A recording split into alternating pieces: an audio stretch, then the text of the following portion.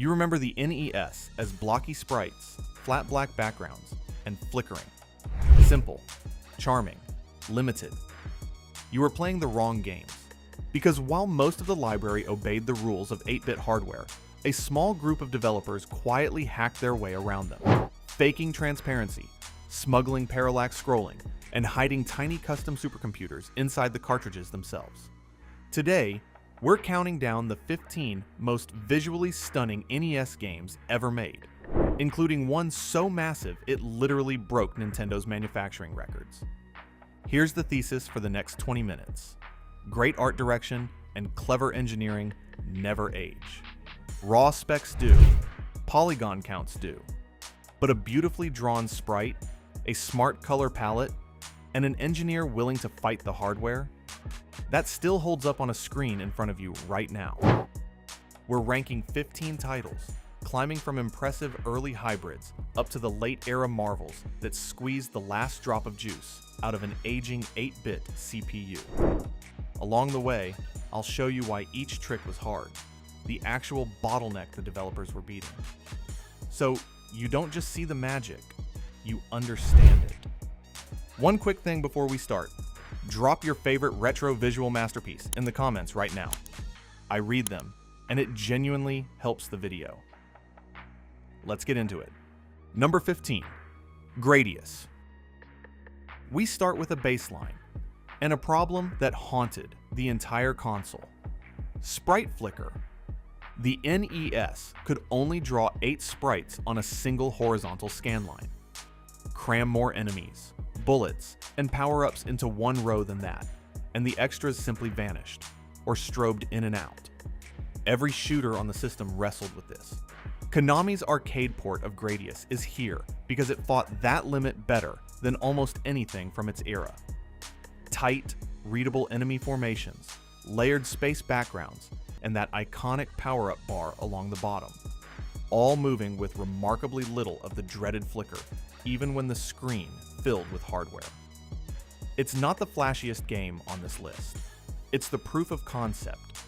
It shows what disciplined, era-appropriate design could pull off before anyone started cheating the hardware. Everything above this is Konami and its rivals learning to break the rules. Number 14, Crystalis.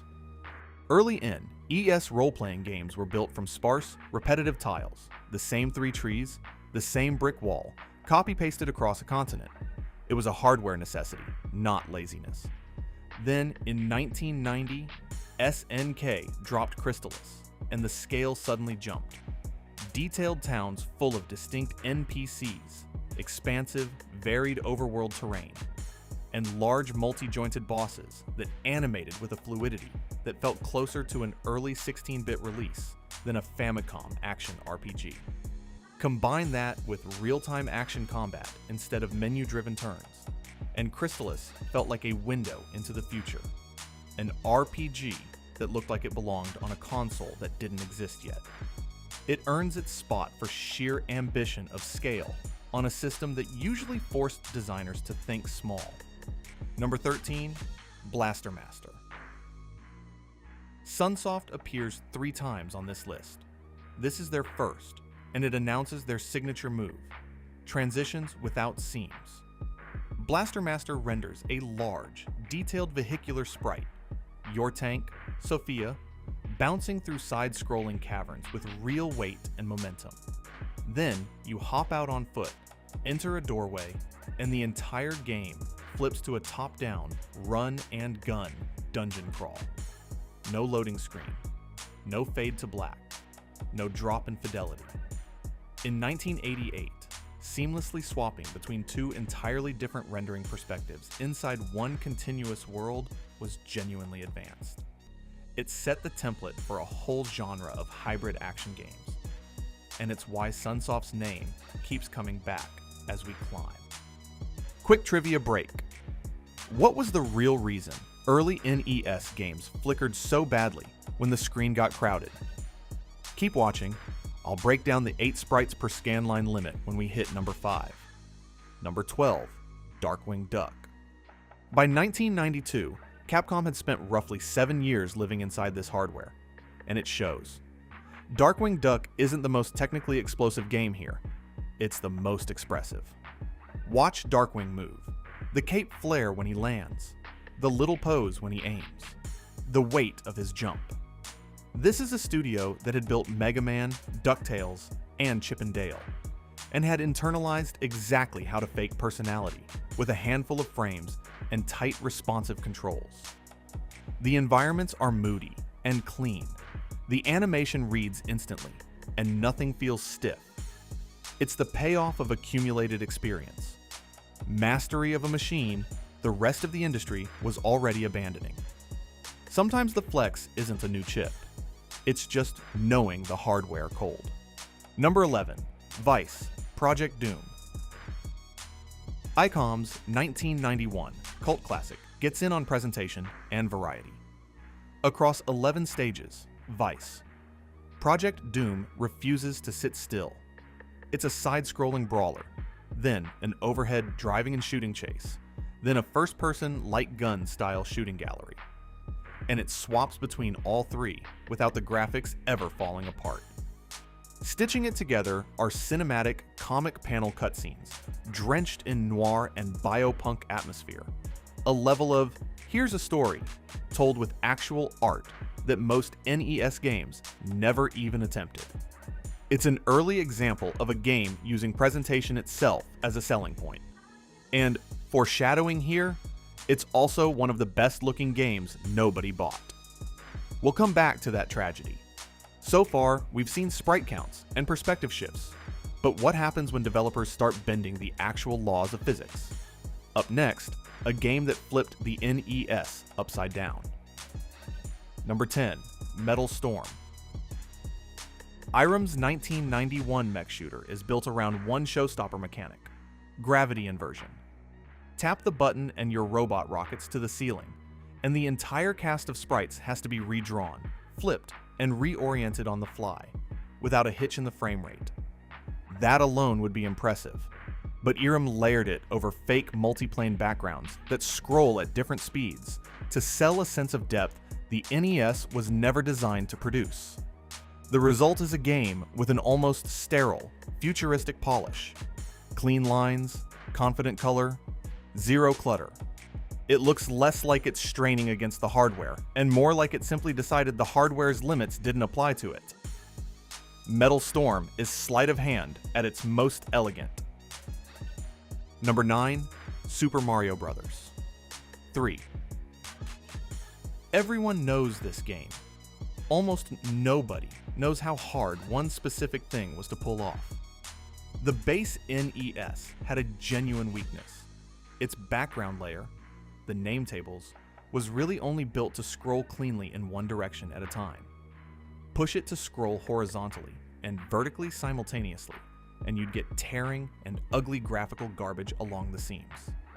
Diagonal movement was, on paper, a mess. Nintendo solved it with the MMC3, a mapper chip built directly into the cartridge. Think of it as a traffic controller riding along inside the game, intercepting the console mid-frame, counting scan lines, and swapping graphics banks at exactly the right instant. That's what lets Mario's world scroll smoothly in any direction, while a rock-solid status bar stays welded to the bottom of the screen, never tearing. The whole level design, flight, verticality, sprawling maps, only exists because a tiny chip in the cartridge was quietly rewriting what the console could do. Number 8, Castlevania III, Dracula's Curse. Konami's Gothic benchmark, enormous, detailed boss sprites, crumbling towers and animated backgrounds, branching paths with distinct characters. Its atmosphere as a technical achievement, and the music does half the work. That driving melodic soundtrack turning every corridor into dread you can feel. But here's the lore beat. In Japan, this game, Akumajo Densetsu, shipped on a cartridge with Konami's proprietary VRC6 chip. The VRC6 didn't just help with graphics tile management, it added 3 extra synthesized audio channels, giving the Japanese soundtrack a richness, extra bass lines, sharper leads, that genuinely elevated the on-screen mood. When Konami brought the game west, they hit a wall. The North American NES cartridge slot physically lacked the pins to route that external cartridge audio into the console. The Famicom had them. The NES didn't.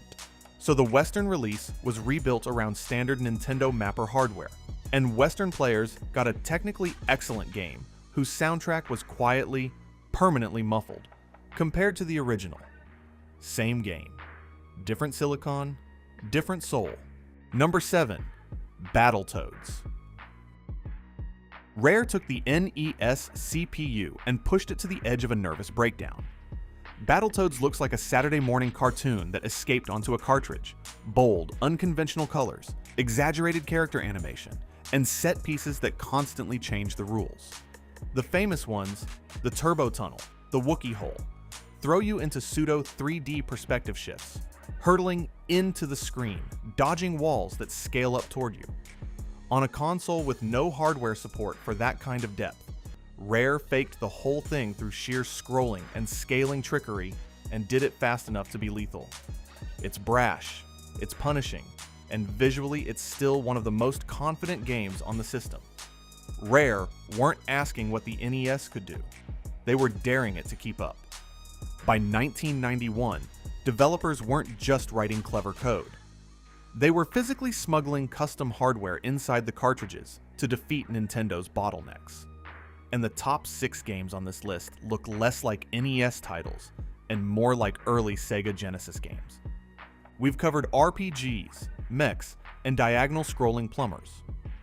The top 6 we're entering now represent the absolute pinnacle of 8-bit craft. These are the cartridge smugglers. Number 6, Little Samson. Takaru, a studio of ex-Capcom talent, built this, and Taito published it in 1992. And it is, frame for frame, one of the most beautifully animated platformers on the console.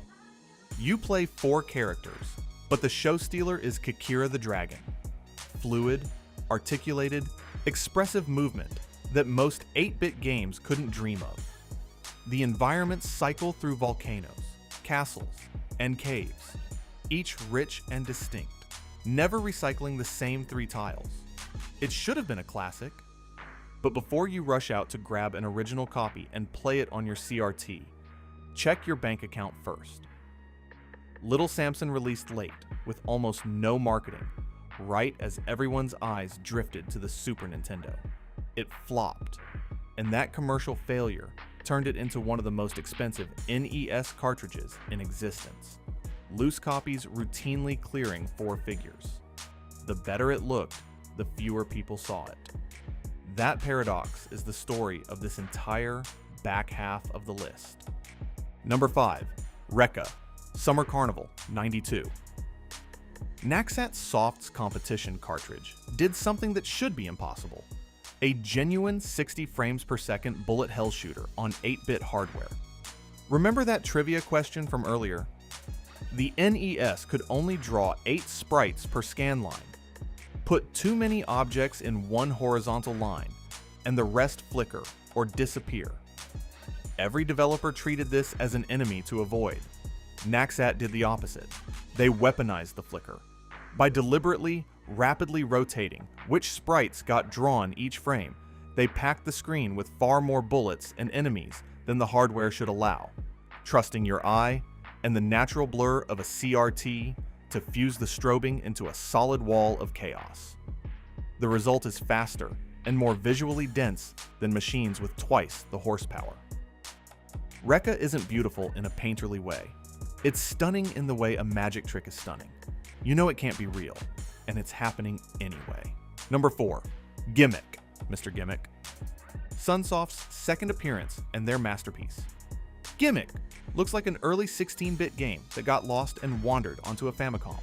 Soft, storybook color palettes, detailed, layered tile art with real sense of place, and a star-throwing mechanic driven by a custom physics engine. The star bounces, rolls, and reacts with a believability almost nothing else on the system attempted. Powering it was Sunsoft's custom mapper, the FME7 family, sold in Japan as the Sunsoft 5B, which packed in extra audio hardware. That's why the Japanese soundtrack is a genuine cult favorite among chiptune fans. Warm, bass-heavy, unlike anything else on the console. Between the art direction and that sound chip, Gimmick achieves an aesthetic so cohesive and advanced it feels like it's cheating. In a sense, it is. That's the whole theme of this list. Number 3. Metal Slader Glory. Now the ultimate hardware trivia beat. HAL Laboratories' 1991 sci-fi visual novel is the largest licensed Famicom game ever manufactured. Picture the gap.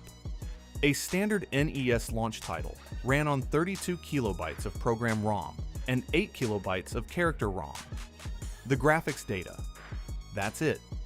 Metal Slader Glory, via the MMC5 mapper, shipped with 512 kilobytes of program ROM and 512 kilobytes of character ROM.